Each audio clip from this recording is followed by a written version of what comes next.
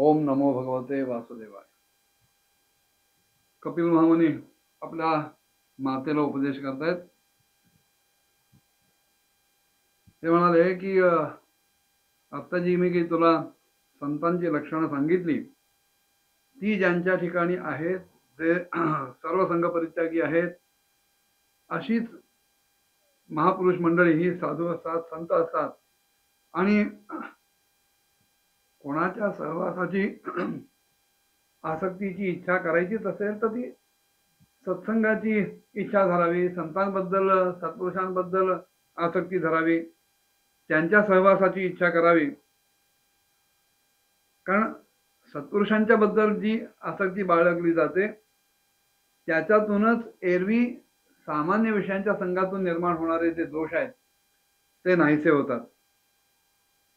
आणि सत्पुरुषांच्या सहवासाचं सत्संगाचं एक फळ असं आहे की भगवंताच्या पराक्रमांचं यथार्थ ज्ञान त्या सत्संगातून सामान्य माणसांना होतं, जीवांना होतं.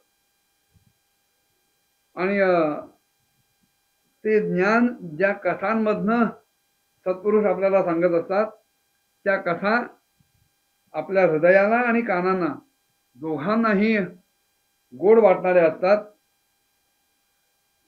त्या कथा सतत ऐकत असताना त्याच्यावर सतत चिंतन मनन निधिध्यासन करत असताना त्याच्यातून त्या मोक्ष मार्गाबद्दल श्रद्धा, प्रेम आणि भक्ती यांचा क्रमशः विकास होतो. भगवंताच्या कथा केवळ कानानीच ऐकायच्या नसतात. कानानीच जर भगवत चरित्र ऐकून तृप्ती येत असेल आणि त्याच्याबद्दल जर चित्तामध्ये काही चिंतन मनन निधिध्यासन होत असेल तर आपल्याला भगवत कथेची गोडी लागलीच नाही असं त्यानं समजावं. तुलसीदास म्हणाले, रामचरित जे सुनत अघाही रस विशेष जानात येन नाही. लक्षपूर्वक आपलं चित्त त्या कथांमध्ये घालून ते ऐकणं आणि ऐकलेल्याचं चिंतन मनन निधिध्यासन करणं असं जर झालं तर ते खरं श्रवण होय, न पेक्षा इकडून तिकडे गेले वारे असं होईल. भगवंताच्या कथा ह्या केवळ सामान्य विषय कथा नाही आहेत, त्याच्यातून जीवाला काही बोध घेता असतो.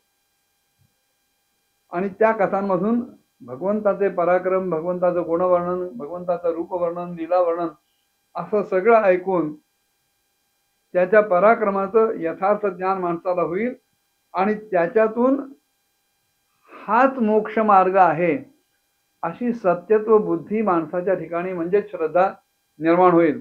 अशी श्रद्धा जेव्हा त्या मोक्ष मार्गाबद्दल निर्माण होईल तेव्हा त्या श्रद्धेतून पुढे प्रेम निर्माण होईल. आणि असं प्रेम जेव्हा गाढ होत जाईल, दाट होत जाईल, दृढ होत जाईल तेव्हा त्याच्यातून भक्ती विकसित होईल. देवर्षी नारदाने भक्तीची व्याख्या करताना सांगितलं, सा तू अस्मिन परम प्रेम रूपा. सामान्य माणसांचं सामान्य गोष्टींबद्दलचं जे प्रेम आहे ते सकाम प्रेम असतं, अभिलाषी प्रेम असतं. भगवंताच्या या कथा ऐकल्यानंतर, त्याच्या पराक्रमांचं ज्ञान झाल्यानंतर, त्याच्याबद्दल प्रेम निर्माण झाल्यानंतर ते प्रेम इतकं गाढ होत गेलं पाहिजे की त्याच्यातून माझ्यासाठी मला भगवंताकडून काही मागण्याची इच्छाच निर्माण होता कामा नये. ज्या वेळेला मला अमुक काही हवं आणि त्याच्यासाठी मी काही सत्यनारायण करेन किंवा व्रत वैकल्य करेन असं आपण म्हणतो, तेव्हा प्राधान्य त्या विषयांना मिळतं आणि भगवंताला किंवा अन्य देवतांना साधनत्व प्राप्त होतं. म्हणजे तिथे विषय प्रधान ठरतात आणि भगवंत गौण ठरतो.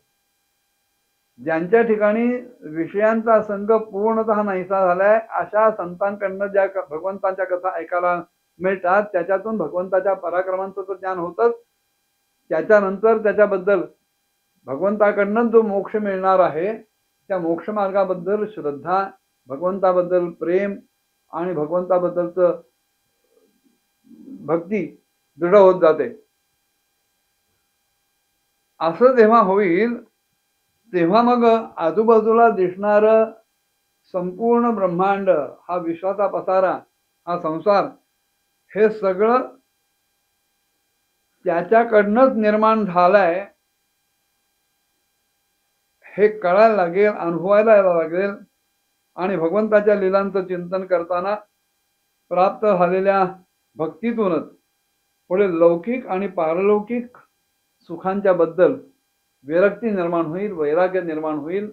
विषयेषु दोष दर्शनम वैराग्यम. सामान्य विषय हे कसे विनाशी आहेत, कसे जड आहेत आणि ते सुख कसं देऊ शकत नाहीत हे कळायला लागून त्या विषयांच्या बद्दल माणसाच्या मनात, त्या भक्ताच्या मनात पूर्णतः वैराग्य निर्माण होईल, उदासीनता निर्माण होईल.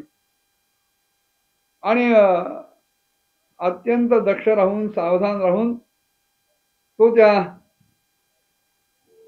भक्तिप्रधान अशा योगाकडे वळायला लागेल.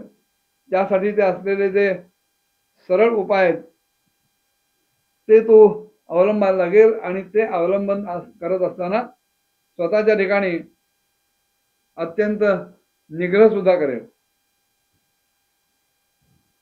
अशा प्रकारे प्रकृतीच्या गुणांपासून उत्पन्न झालेले जे शब्द, स्पर्श, रूप, रस, गंध असे विषय आहेत त्यांचा त्याग होईल. चित्तामध्ये वैराग्ययुक्त ज्ञान निर्माण होईल. आणि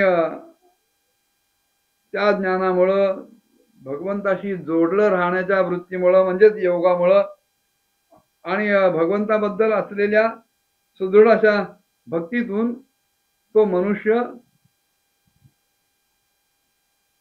आपल्या ठिकाणीच माझी म्हणजे भगवंताची प्राप्ती करून घेईल असं कपिल महामुनी आपल्या मातेला सांगतायत.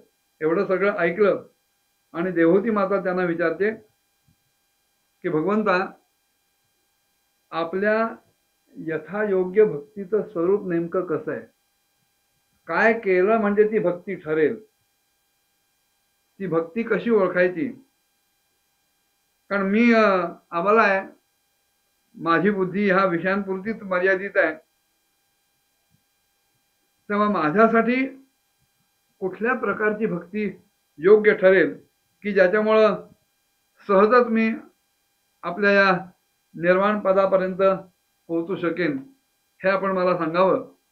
आपण स्वतःच मोक्षरूप आहात, निर्वाण स्वरूप आहात, ज्याच्यामुळे तत्वज्ञान होतं.